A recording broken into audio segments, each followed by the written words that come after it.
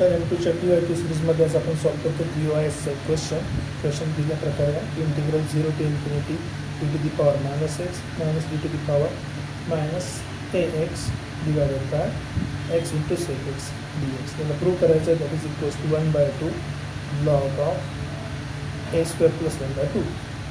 आता तुम्ही जर या पूर्ण इंटिग्रल साईनला बघितलं असेल तर इंटिग्रल साईनची पूर्ण व्हॅल्यू काय आली आहे 1/2 log of a square plus 1/2.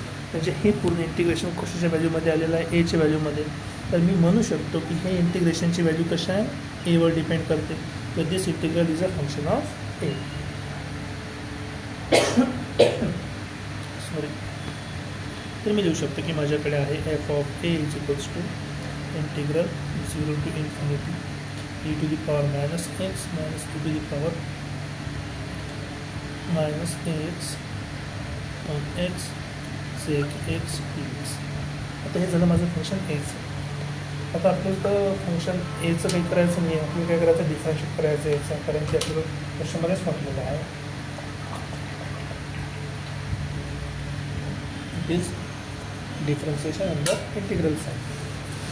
तर फंक्शन एचं आपण डेरिव्हेटिव्ह पण आपण विथ रिस्पेक्ट टू एच करणार आहे. So derivative with respect to a कशाचं f of a equals to derivative of integral 0 to infinity e to the power minus x minus e to the power minus ax into x sec x dx. आता F of एचा derivative तर F dash ए झाला. ठीक, जेव्हा derivative आतमध्ये जाते तर हे काय बनते partial derivative 0 to infinity. So partial derivative with respect to a e to the power minus x minus e to the power minus ax total divided by x sec x dx. आता बघा important गोष्ट काय की आपलं function कशामध्ये convert झालं आहे एच्या व्हेरिएबलमध्ये. आपण डिफरन्शिएट विथ रिस्पेक्ट टू काय करतो विथ रिस्पेक्ट टू ए. जर आपलं डिफरन्शिएशन विथ रिस्पेक्ट टू ए असेल तर जी काही एक्सची व्हॅल्यू असेल ह्या सगळ्या व्हॅल्यूज त्याच्याने आपल्या कॉन्स्टंट व्हॅल्यू झाल्या. कारण की तिथे ए नाही आहे व्हेरिएबल आपण काय अजून केलेलं आहे ए अजून केला आहे. तर ए नाही आहे म्हणजे तो कॉन्स्टंट झाला. जेव्हा तो कॉन्स्टंट होणार तर आपण त्याला याचं कॉन्स्टंट ट्रीट करू. तर या इंटिग्रेशनच्या बाहेर निघतो ना, इंटिग्रेशनच्या बाहेर जाऊ शकत नाही. त्या फक्त डेरिव्हेटिव्हच्या बाहेर. तर हा 1/x इंटू सेक एक्स तुमचा काय झाला कॉन्स्टंट झालं नंतर डेरिव्हेटिव्हच्या बाहेर आला. आता e to the power x तर कॉन्स्टंट आहे मायनस एक्स. त्याचं डेरिव्हेटिव्ह काय होणार कॉन्स्टंटचं डेरिव्हेटिव्ह 0 असतं त्याचा पण डेरिव्हेटिव्ह 0. e to the powerचा डेरिव्हेटिव्ह काय राहतो तो जो राहतो e to the power आणि या ए मायनस ए एक्सचा डेरिव्हेटिव्ह झाला आहे तो काय असणार आहे लक्ष द्या की आपण डिफरन्शिएट करतो विथ रिस्पेक्ट टू ए. तर हा ए व्हेरिएबल आहे एक्स नाही. एक्स तुमचा काय झाला कॉन्स्टंट. सो कॉन्स्टंट मल्टिप्लायला आला मायनस एक्स. तर फायनली आपल्याला भेटला f dash a equals to 0 to infinity 1/x sec x. हा मायनस आणि हा मायनस झाला दोन्ही मायनस मिळून आपले झाले प्लस. सो प्लस आणि हा एक्स आहे तसाच आहे आणि e to the power minus ax dx. हा एक्स आणि हा एक्स कॅन्सल.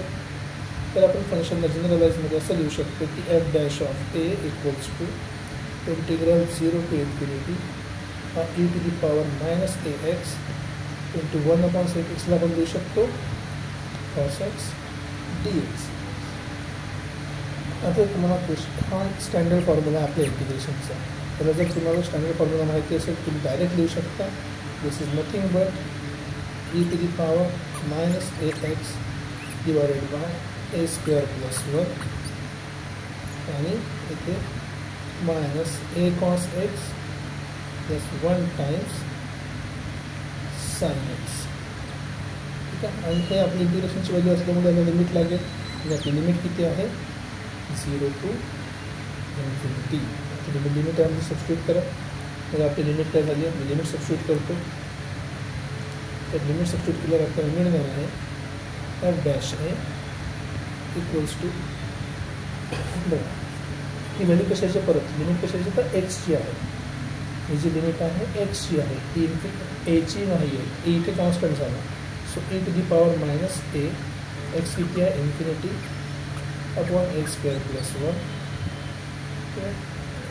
आणि याच्यासोबत काय भेटलं आपल्याला minus a cos of infinity plus sine infinity काहीतरी random value total minus lower limit काय परत e to the power minus a एक्सची value 0 upon a square plus 1 आणि तुझ्याकडे आहे आपल्याकडे minus cos of 0 plus sine of 0. हे आपलं टोटल आन्सर. त्याच्यामध्ये सोल्युशन बघणं किती सिम्पल आहे. हा झाला e to the power minus infinity. तर e to the power minus इन्फिनिटीची व्हॅल्यू किती असते 0. e to the power minus इन्फिनिटीची व्हॅल्यू काय झाली 0. तर e to the power minus इन्फिनिटीची व्हॅल्यू जेव्हा 0 झाली हा जर पूर्ण व्हॅल्यू 0 झाला तर याच्यासोबत मल्टिप्लायमध्ये असणाऱ्या सगळ्या व्हॅल्यू काय झाल्या 0. फायनली आपल्याकडे काय राहिलं फक्त आपल्याकडे बाकी आहे f dash a equals to हे 0 झालं. कुठल्या नंबरचा पॉवर 0 असेल त्याची व्हॅल्यू असते 1. सो 1 हा मायनस ए स्क्वेअर प्लस 1 इथे मायनस ए आणि कॉस 0ची व्हॅल्यू असते 1. साइन 0 तर 0च झाला. सो फायनली आपल्याला भेटला f dash a equals to minus minus plus a upon a square plus 1. पण इथं आपल्याला एफ डॅश एची आहे. आपल्याला काय पाहिजे एफ ऑफ ए. जर आपल्याला एफ ऑफ ए पाहिजे असेल तर आपण काय करू integrate. So for F of A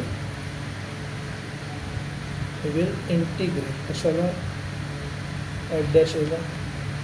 obviously function एमध्ये असेल तर इंटिग्रेशन पण एमध्येच होणार. तर आपल्याकडे जे अवेलेबल आहे ते आहे f dash a d a. याला करणार आम्ही integration equals to integration a upon a square plus 1 d A.